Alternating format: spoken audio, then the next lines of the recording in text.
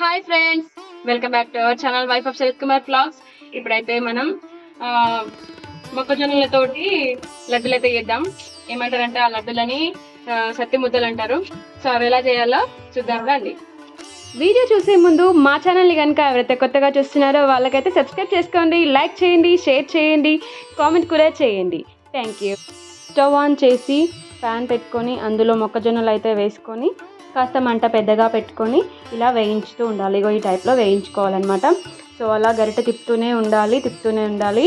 So గరిటె తిప్పడం ఆపితే మాడిపోతుంటాయి అనమాట. ఇలా అలా మాడనివ్వకుండా ఇలా గరిటె తిప్పుతూనే ఉండాలి. సో అవి ఎంతవరకు అంటే ఇగో ఇలా పాప్కార్న్ టైప్ అయ్యేలా చిటపటలు ఆడేలాగా కలుపుతూ ఉండాలి. మరీ అన్నీ పాప్కార్న్ చేయకూడదు. సో కొన్ని మాత్రమే అలా వేగనివ్వాలి. సో ఆ టైప్లో వేగాక ఇంకా కాసేపు చల్లారనిచ్చాక ఇంకా బెల్లాన్ని అనేది మంచిగా తురుముకొని ఇక నీళ్ళల్లో వేసుకొని పాకం అయితే పట్టుకోవాలి. ఇక అట్లా పాకం పట్టుకున్నాక ఇక అందులోనే కొన్ని ఇలాచీలు అనేవి మంచిగా దంచి అలా వేసుకోవాలి. ఎందుకంటే ఇవి కొంచెం మంచి ఫ్లేవర్ కోసం అండ్ హెల్తీ కూడా.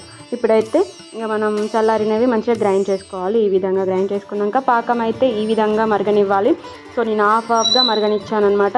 సో నేను ఎక్కువ నీళ్ళు పోసాను కాబట్టి నాకు తెలియక ఎక్కువ నీళ్ళు పోసాను కాబట్టి ఆ టైప్లో మరగనిచ్చాను. సో ఆ విధంగా హాఫ్గా మరగనిచ్చిన తర్వాత ఇక ఇప్పుడు మెల్లగా కలుపుకుంటూ పిండిలో అయితే వేసి మంచిగా కలుపుకోవాలన్నమాట.